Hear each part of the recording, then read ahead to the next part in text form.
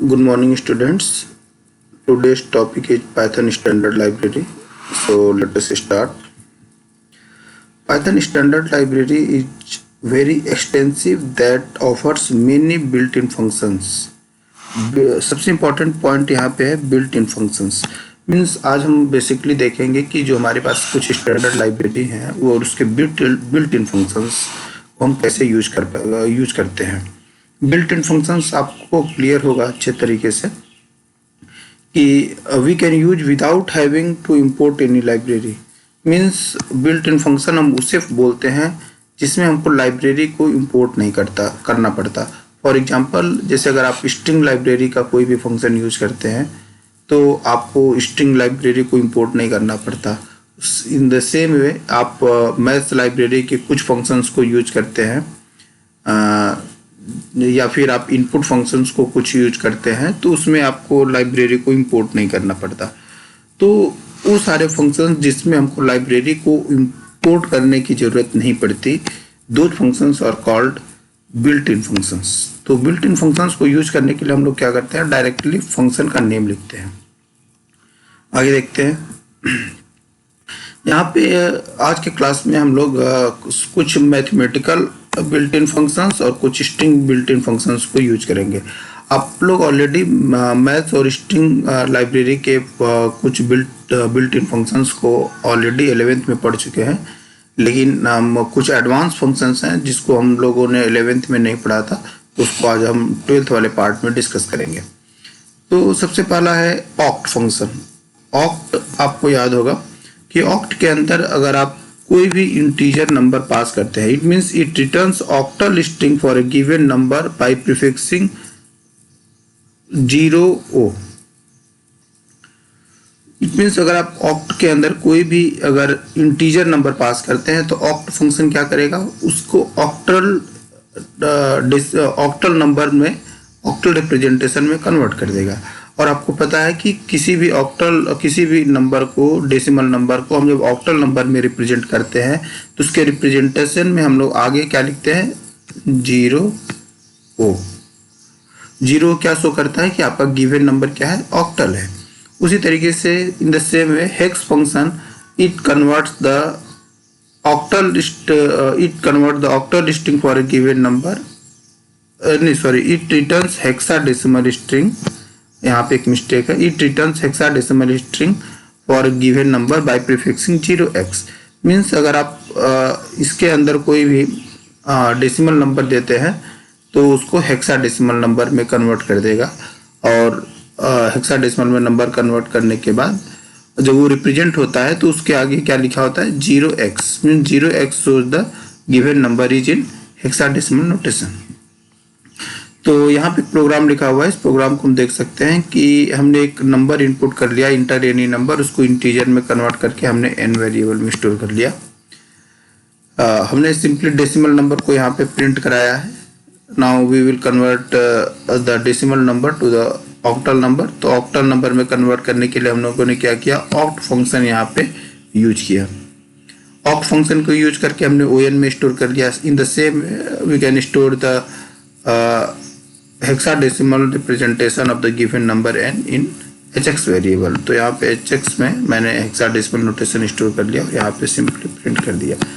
तो आप देखेंगे कि यहाँ पे फॉर एग्जांपल मैंने अगर इनपुट 12 लिया है तो उसका ऑक्टल रिप्रेजेंटेशन क्या होगा, 14। मीन्स उसके आगे 0 लिखा हुआ है, क्या शो कर रहा है कि the given number is in octal number, and यहाँ 0x लिखा हुआ है, it means it shows the given number is in hexadecimal number.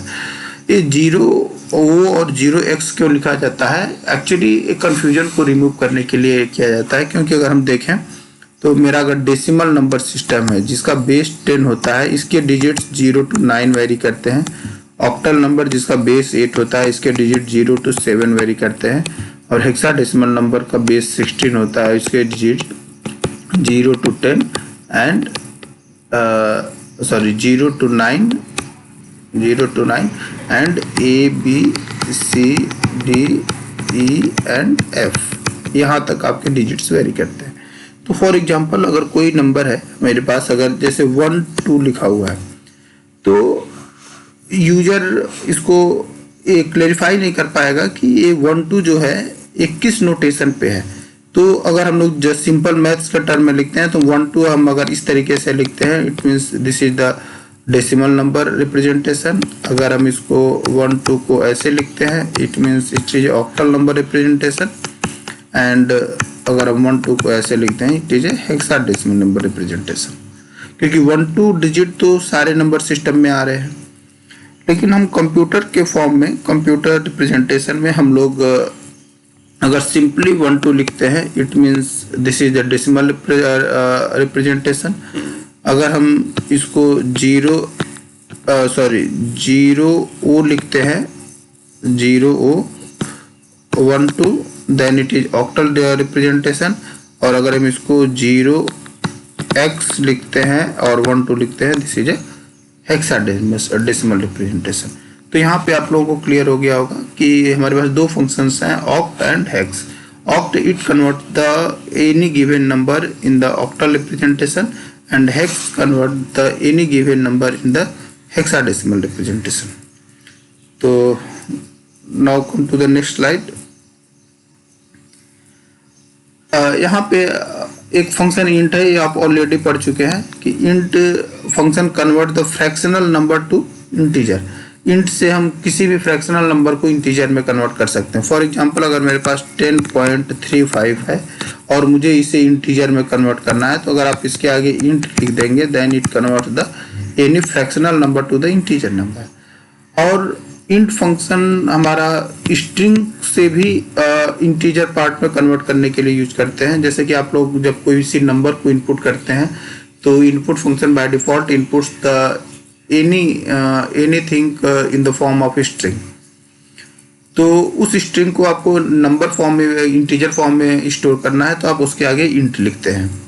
तो int function also used to convert the given string to an integer. और next है round function. तो round function यहाँ तक आप लोगों को क्लियर हो गया होगा। इंट फंक्शन का हम लोग यूज किसी भी फ्रैक्शनल को इंटीजर में भी कन्वर्ट करने के लिए यूज करते हैं, और इंट फंक्शन का यूज किसी भी स्ट्रिंग को इंटीजर नंबर में कन्वर्ट करने के लिए यूज करते हैं। अब हम चलते हैं राउंड फंक्शन पे। तो basically round function returns number rounded to n digit after decimal points. Means अगर कोई भी नंबर आपको दिया जाए, फॉर एग्जाम्पल मैंने दे दिया 4.35627, ओके, और अगर आपसे कहा जाए कि मुझे इसका रिजल्ट डेसिमल के 2 प्लेस तक चाहिए, मीन्स यहाँ तक चाहिए, तो हम लोग क्या करते हैं कि जब हम हमारे पास ज़्यादा डेसिमल प्लेसेज हों और मुझे उससे कम डेसिमल प्लेसेज तक उसको राउंड ऑफ करना है, तो हम उसके नेक्स्ट प्लेस को देखते हैं। फॉर एग्जाम्पल अगर मुझे डेसिमल के 2 प्लेस पे राउंड ऑफ करना था इसको, तो डेसिमल के 2 प्लेस पे राउंड ऑफ करने का मतलब है हम क्या करेंगे, उसके थर्ड प्लेस को देखेंगे। अगर थर्ड प्लेस 5 या 5 से ग्रेटर है तो उसके प्रीवियस प्लेस को हम इंक्रीज कर देंगे, मीन्स राउंड ऑफ कर देंगे। तो डेसिमल के 2 प्लेस पे इसका राउंड ऑफ रिजल्ट क्या होगा, 4.36। क्लियर। सपोज अगर ये नंबर मेरा 4.35227 होता और उस केस में मुझे डेसिमल के 2 प्लेस पे राउंड ऑफ करना होता, तो यहाँ पे डेसिमल के 2 प्लेस पे करना है तो हम क्या करेंगे, थर्ड प्लेस देखेंगे, मीन्स उसके नेक्स्ट वाला प्लेस देखते हैं। जितने पे राउंड ऑफ करना है उसके हमेशा नेक्स्ट वाले प्लेस को देखेंगे। तो नेक्स्ट प्लेस क्या है, 5 से लेस है, इसलिए मेरा आंसर यहाँ पे क्या होगा, 4.35। यहाँ तक स्टूडेंट्स आपको क्लियर हो गया होगा। फॉर एग्जाम्पल अगर एक और केस लेते हैं 2.3546, ओके, और यहाँ पे अगर आपको क्वेश्चन कर दिया जाए कि आप मुझे यहाँ पे डेसिमल के 0 प्लेस पे राउंड ऑफ करना है, मीन्स आपका जो रिजल्ट होना चाहिए उसके अंदर डेसिमल नंबर नहीं आना चाहिए। इट मीन्स डेसिमल के 0 प्लेस पे राउंड ऑफ करने का मतलब क्या है कि हम क्या करेंगे, डेसिमल के फर्स्ट प्लेस को देखेंगे। तो डेसिमल का फर्स्ट प्लेस चेक करेंगे, तो डेसिमल का फर्स्ट प्लेस क्या है, 5 से लेस है, इसलिए आंसर क्या होगा, 2 होगा। लेकिन फॉर एग्जाम्पल यही मेरा 2.5546 होता और उस केस में कहा जाए कि हमको जो डेसिमल के 0 प्लेस पे राउंड ऑफ करना है, तो उस केस में हम क्या करेंगे, डेसिमल का फर्स्ट प्लेस के देखेंगे और ये 5 या 5 से ग्रेटर है, तो उस केस में आंसर मेरा क्या होगा, 3 होगा। तो आई थिंक आप लोगों को क्लियर हो गया होगा कि राउंड फंक्शन किस तरीके से वर्क करता है। Means it basically returns a number rounded to n digits after decimal points, means जितने डिजिट्स पे कह रहा है उतने डिजिट्स पे हम उसको राउंड ऑफ कर सकते हैं। So come to the next slide. यहाँ पे इसको प्रोग्राम से एक्सप्लेन किया गया है। आप देखेंगे कि इंटर फर्स्ट नंबर, मैंने कोई नंबर इनपुट किया, उसको फ्लोट में कन्वर्ट कर लिया, फ्लोट से इंटर सेकेंड नंबर, फिर इसको फ्लोट में कन्वर्ट कर लिया, and n1 divide by n2। तो n1 divide by n2, n1 is float and n2 is also float, then n3 will becomes also float. So here this program gives the result. Suppose we enter the number first number 5 and second number is 3, then result is 1.66666. यहाँ पे हम क्या कर रहे हैं कि in the second programme में आप देखेंगे कि एक नंबर को इनपुट कर लिया, सेकेंड नंबर को इनपुट कर लिया, in the same way n3 equal to n1 divide by n2, but here before printing the result we round the given number n3 at the 2 decimal places. It means जो यहाँ पे आपका question answer था 1.6666, हमको इसको क्या करना है, डेसिमल के 2 प्लेस तक लिखना है, क्योंकि यहाँ पे आपने 2 दिया, तो हम क्या करेंगे, डेसिमल का 3rd प्लेस देखेंगे। 3rd प्लेस क्या है, 5 से ग्रेटर है, इसलिए here so the answer becomes 1.67. I hope you have clear.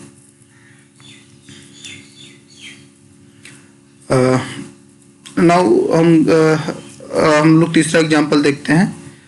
यहाँ पे n3 n1 divide by n2, and यहाँ पे मैंने क्या किया, सिंपली राउंड n3 लिखा, मीन्स या इस केस में हमने क्या किया, डेसिमल का प्लेस नहीं शो किया कि मुझे डेसिमल के कितने प्लेस पे राउंड ऑफ करना है। तो बाय डिफॉल्ट मैंने बताया कि डेसिमल का अगर आप प्लेसेस शो नहीं करते हैं तो वहाँ पे क्या होगा, डेसिमल की 0 प्लेस पे राउंड ऑफ करना है। इट मीन्स हम क्या करेंगे, डेसिमल का फर्स्ट प्लेस देखेंगे, तो डेसिमल का फर्स्ट प्लेस क्या है, 6, तो उस केस में हम प्रीवियस प्लेस को राउंड ऑफ कर देंगे, तो आंसर क्या हो जाएगा, 2।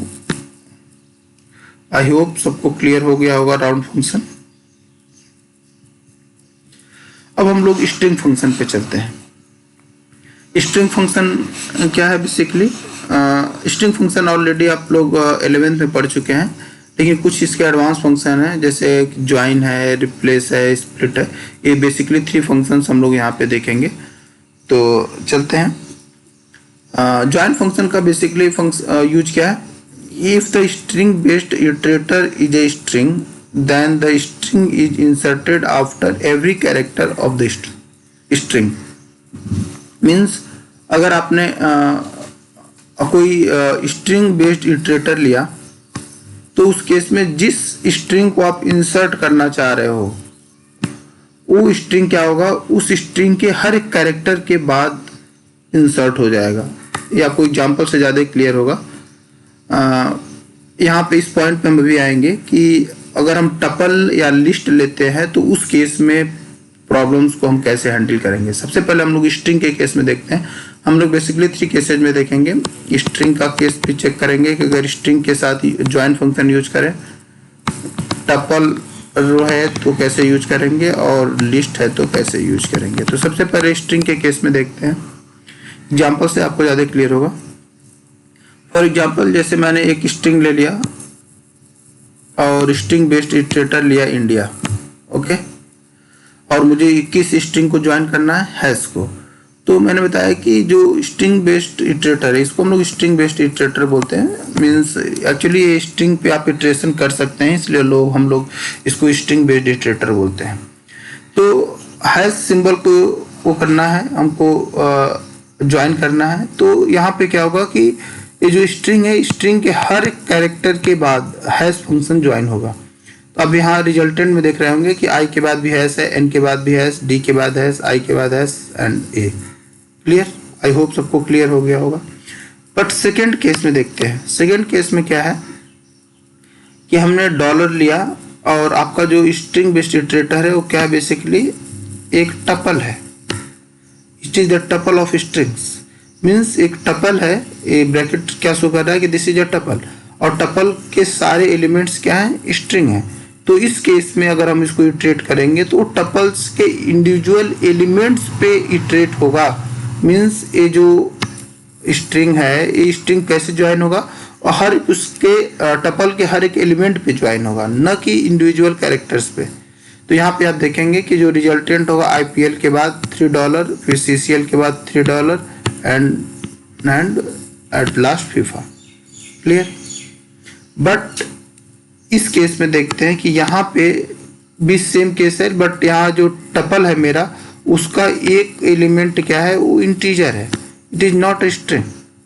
तो इस केस में एरर शो होगा। इसका मीन्स कि अगर आप किसी भी स्ट्रिंग को अगर आप किसी भी टपल से या लिस्ट से आप ज्वाइन करते हैं तो ज्वाइन तभी पॉसिबल है जब उस लिस्ट या टपल के सारे एलिमेंट्स क्या हो, स्ट्रिंग हो। अगर उसके कोई भी एलिमेंट्स अदर देन स्ट्रिंग है तो उस केस में वो एरर शो करेगा। तो आई होप सबको क्लियर हो गया होगा कि हम ज्वाइन फंक्शन को कैसे यूज करते हैं। Now come to the split function. Split function simple है, बस आपको थोड़ा सा ध्यान देना है students. Allow to divide string in multiple parts and store it as a list. If you do not provide delimiter then by default string will be split using space, otherwise using given character. ये आपको clear हो जाएगा अभी कि अगर आपके पास कोई भी स्ट्रिंग दिया जाता है, पहले सबसे पहले कि डेलिमीटर कैरेक्टर क्या होता है हम लोग इसको समझते हैं। डेलिमीटर कैरेक्टर मीन्स हमारे पास अगर कोई भी गिवन स्ट्रिंग है तो उसके किस कैरेक्टर के बेस पे हम उस स्ट्रिंग को स्प्लिट करेंगे। तो जिस कैरेक्टर के बेस पे हम स्ट्रिंग को स्प्लिट करते हैं वो क्या, उस कैरेक्टर को हम लोग क्या बोलते हैं, basically delimiter character. I hope सबको क्लियर हो गया होगा। तो यहाँ पे देखते हैं डेलिमीटर कैरेक्टर्स कैसे यूज करते हैं हम लोग। सपोज हमारे पास एक स्ट्रिंग है, हम लिखते हैं this is a Python programme.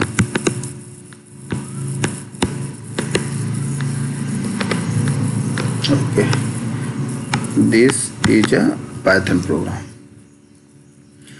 यहाँ पे आप देख रहे हो कि हमारे पास सपोज ये स्ट्रिंग है और इसको मुझे स्प्लिट करना है।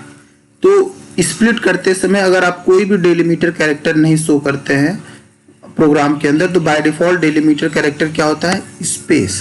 इट मीन्स ये जो स्ट्रिंग है वो किसके बेस पे स्प्लिट होगी और किसके फॉर्म में स्टोर होगी। सबसे पहले कि वो स्प्लिट होने के बाद किस फॉर्म में स्टोर होती है, लिस्ट के फॉर्म में। तो जब हम इसको स्प्लिट करेंगे और हमने डेलिमीटर कैरेक्टर नहीं दिया तो बाय डिफॉल्ट स्पेस पे स्प्लिट होगा। इट मीन्स एक लिस्ट क्रिएट होगा और उस लिस्ट का हर एक एलिमेंट क्या होगा, इसको स्पेस के बेस पे अगर स्प्लिट करते हैं तो क्या होगा, दिस अलग हो जाएगा, इज अलग होगा, ए अलग होगा, पाइथन अलग होगा एंड प्रोग्राम अलग होगा। इट मीन्स लिस्ट में मेरा क्या स्टोर होगा, this is a Python and program. आपको क्लियर हो गया होगा कैसे स्टोर होगा। इसको अभी हम लोग प्रैक्टिकली देखेंगे। आई होप सबको क्लियर है। सपोज अगर हमने डेलिमीटर कैरेक्टर में डैश दे दिया तो क्या करेगा कि अगर हमने कोई भी स्ट्रिंग लिया हुआ है और उसके बीच में डैश मैंने यूज किया हुआ है तो क्या करेगा, डैश के बेसिस पे उसको स्प्लिट करेगा। जहां जहां पे डैश आएगा उससे उसे वो स्प्लिट कर जाएगा।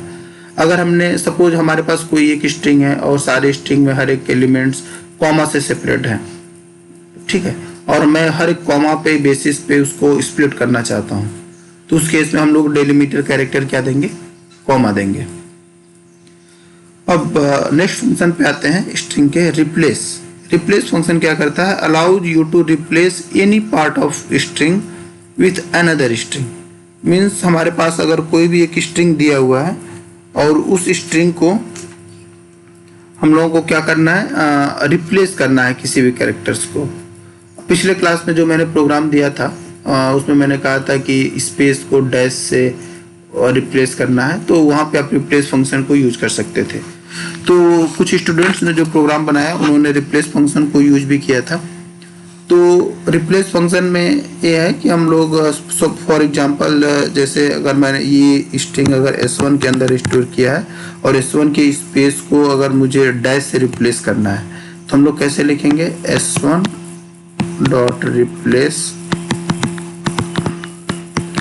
और यहाँ पे लिख देंगे डैश। तो इस केस में क्या होगा स्टूडेंट्स कि जो मेरा स्ट्रिंग था वो कुछ इस तरीके से आएगा, this is Python programme. Okay, मतलब जो मेरा स्पेस है वो क्या हो जाएगा, स्ट्रिंग से डैश से रिप्लेस हो जाएगा। तो नेक्स्ट चलते हैं। यहाँ पे आपको एक्सप्लेन किया हुआ है कि इसको हम लोग कैसे देखते हैं। इसको हम लोग प्रोग्राम से करेंगे तो आपको और क्लियर होगा। आप यहाँ पे इसको देख सकते हैं, प्रोग्राम में लिखा हुआ है। अभी इसको हम लोग खुद प्रोग्रामिंग करके देखते हैं। एक बार इसको समझ लेते हैं। मैसेज में मैंने केवी ओएफ कानपुर स्टोर किया, उसको मैंने स्प्लिट कर दिया। स्प्लिट में करेंगे तो बाय डिफॉल्ट स्पेस के बेसिस पे होगा। तो यहाँ मैसेज 1 प्रिंट करेंगे तो आप देख रहे होंगे कि इसके सारे स्पेस के बेसिस पे स्प्लिट हो जाएंगे, मतलब केवी ऑफ और केवी ओएफ कानपुर। और इसका अगर हम टाइप चेक करना चाहें तो आप टाइप चेक कर सकते हैं। तो टाइप चेक करने पे क्या आएगा, this is the type of list. Second है, इसमें हमने इसको किस बेसिस से स्प्लिट किया, @ के बेसिस पे। तो उस केस में आप देखेंगे कि केवी अलग होगा और gmail.com अलग होगा। इस केस में तो केवी अलग हो गया, gmail.com अलग हो गया। यहाँ भी इसका टाइप देखना है तो टाइप आप देखेंगे तो लिस्ट ही टाइप आएगा। नाउ हम लोग रिप्लेस फंक्शन देखते हैं। रिप्लेस में मैंने my message I love Python programming store किया। अब उसमें रिप्लेस मैंने क्या किया, पाइथन को C++ से रिप्लेस कर दिया। तो जो रिजल्टेंट होगा वो क्या आ जाएगा, I love Python C++। Sorry, Python को रिप्लेस किया तो क्या आएगा, आई लव C++ प्रोग्रामिंग। तो यहाँ पे आई लव C++ प्रोग्रामिंग। तो सिंपल है, इसको आप लोग देख सकते हैं। नेक्स्ट हम लोग जो लाइब्रेरी यूज करेंगे, urllib and web browser, standard library नहीं है। मीन्स इनके फंक्शंस को यूज करने के लिए आपको इस पैकेज को इंपोर्ट करना पड़ेगा। तो यहाँ पे आपको क्लियर हो गया होगा कि बिल्ट इन फंक्शन में क्या होता है। इसके फंक्शन जो होंगे वो बिल्ट इन नहीं होते, मतलब पाइथन को डायरेक्टली अवेलेबल नहीं होते कंपाइलर को। तो उस केस में हम क्या करेंगे, जब भी इसको यूज करेंगे तो हम लोग urllib import urllib and import web browser, हम लोग उसको अपने प्रोग्राम में इंपोर्ट करेंगे। तो देख लेते हैं इसको। Python provides urllib module to send HTTP request. जब भी आपको बेसिकली इंटरनेट कम्युनिकेशन के लिए है, नेटवर्किंग में सारे लाइब्रेरीज को हम लोग यूज करते हैं। तो urllib मॉड्यूल में सेंड HTTP रिक्वेस्ट, अगर सर्वर पे आपको कोई भी रिक्वेस्ट सेंड करनी है और वहाँ से उस रिक्वेस्ट का रिस्पॉन्स आपको स्टोर करना हो तो उसके लिए हम लोग urllib लाइब्रेरी को यूज करते हैं। Means HTTP request and receive the result from within your program. To use urllib, we have to first import urllib module. urllib module is a collection of sub modules like request. इसमें किस किस type के होते हैं programme, request है, error है, parse है, ये सारी चीज़ें हैं। तो इसको हम लोग देख लेते हैं। इसके कुछ फंक्शंस आपके सिलेबस में हैं तो उसको हम लोग पढ़ेंगे। फॉर एग्जांपल जैसे urllib.request.url open मीन्स अगर आप अपने सर्वर से किसी भी नेटवर्क के साइट को ओपन करने के लिए, तो actually it opens a website और network object. Actually it will create the object. Means अगर आपने किसी भी साइट को ओपन करने के लिए आपने यहाँ पे URL दिया और उस फंक्शन को कॉल किया request.url open, तो बेसिकली क्या होगा कि सर्वर पे एक रिक्वेस्ट सेंड करेगा उस वेबसाइट को ओपन करने के लिए और उसका एक ऑब्जेक्ट क्रिएट करेगा। और वो ऑब्जेक्ट क्या होगा, आप किसी वेरिएबल में स्टोर कर सकते हैं। मीन्स यहाँ पे आपको नहीं अपने माइंड में रखना है कि एक वेब ब्राउजर पे ओपन होगा। वेब ब्राउजर पे ओपन करने के लिए हम लोग वेब ब्राउजर मॉड्यूल यूज करते हैं। यहाँ पे वेब ब्राउजर पे ओपन नहीं होगा, यहाँ पे सिंपली वो रिक्वेस्ट सेंड करेगा उस साइट को ओपन करने के लिए। तो उसका जो रिस्पॉन्स होता है वो एक ऑब्जेक्ट के अंदर स्टोर हो जाएगा, जिसके अंदर सारी उसके हेडर की इंफॉर्मेशन, उसका कोड, उसका इन्फो, उसका किस URL को आपने ओपन करने के लिए रिक्वेस्ट सेंड किया था, वो सारी चीज़ें स्टोर हो जाती हैं। तो ये कि ओपन्स अ वेबसाइट और network object denoted by URL for reading and return file like object. Object के फॉर्म में होगा, using which other functions are often used. उसके बेस पे हम लोग सारे चीज़ें यूज करेंगे। तो यहाँ पे ऑब्जेक्ट रीड है, रिटर्न्स HTML और the source code of a given number given URL। यहाँ पे उसका HTML कोड को रिटर्न करेगा। गेट कोड है, returns HTTP status code where 2000 मिल ऑल ओके। 404 मीन्स आप देख रहे होंगे कभी कभी आप लोग साइट ओपन करते हैं और 404 एरर आता है। इसमें सर्वर पे जिस फाइल की रिक्वेस्ट आप कर रहे हैं वो फाइल सर्वर पे एग्जिस्ट नहीं करती, तो 404 एरर है। और 301 मीन्स अगर कोई भी एरर कोड आते हैं तो ये सब सारी चीज़ें, मतलब कौन सा कोड है। अगर 200 आता है इस मीन्स सब कुछ ओके है, और उसके अदर देन कोई भी कोड आता है इट मीन्स कुछ ना कुछ एरर प्रोड्यूस हो रहा है। Next is headers, stores Meta data about the open URL. जो आप यूआरएल ओपन करने जा रहे हैं उसके बेस में उसके लिए डिफरेंट इंफॉर्मेशंस होती हैं, वो सब मेटा डेटा के अंदर स्टोर होता है। Info return some information asked by headers, some information as by headers. जब कोई भी पैकेट हमारा नेटवर्क पे एक्सेस किया जाता है तो उस पैकेट के हेडर्स में बहुत सारी चीज़ें स्टोर होती हैं। वो सारी इंफॉर्मेशन अगर आप देखना चाहते हैं तो यहाँ से आप देख सकते हैं। Return and get URL means आप किस यूआरएल को ओपन करने का रिक्वेस्ट आपने किया है, अगर उसके यूआरएल को चेक करना है तो आप यूआरएल यहाँ से रिटर्न करा सकते हैं। ओके, यहाँ पे प्रोग्राम है, इस प्रोग्राम को हम लोग देखते हैं। Import URL lib dot request, यहाँ पे मैंने इसको इम्पोर्ट किया। आप रिक्वेस्ट नहीं भी लिख सकते हैं, आप रिक्वेस्ट अगर लिखना है तो लिख भी सकते हैं। अगर रिक्वेस्ट नहीं लिखते हैं तो आपको url.lib यहाँ तो आप लोगों ने यूज किया ही है। अगर इसको शॉर्ट टर्म में एलियास बनाना है तो एज करके आप कोई भी एक नेम देके उसको शॉर्ट कर सकते हैं। यहाँ पे क्या किया, URL ओपन फंक्शन को कॉल किया। It send the HTTP request to open the website और it will stored in the X as form of the object. तो ऑब्जेक्ट के फॉर्म में मैंने इसको स्टोर कर लिया। अब यहाँ आप देखो एक एक फंक्शन को मैंने यूज किया है। गेट URL, तो ये क्या करेगा, URL प्रिंट कर देगा, जैसे यहाँ पे google.com का हमने URL लिया था। हेडर, तो ये सारी चीज़ें उसके हेडर की इंफॉर्मेशन है, ठीक है। फिर उसके बाद है इन्फो, जब आप इन्फो करेंगे तो यहाँ पे सारी चीज़ें उसकी इंफॉर्मेशन आ जाएगी। यहाँ पे सब, यहाँ पे आप ध्यान से देखिए ये इंफॉर्मेशन है।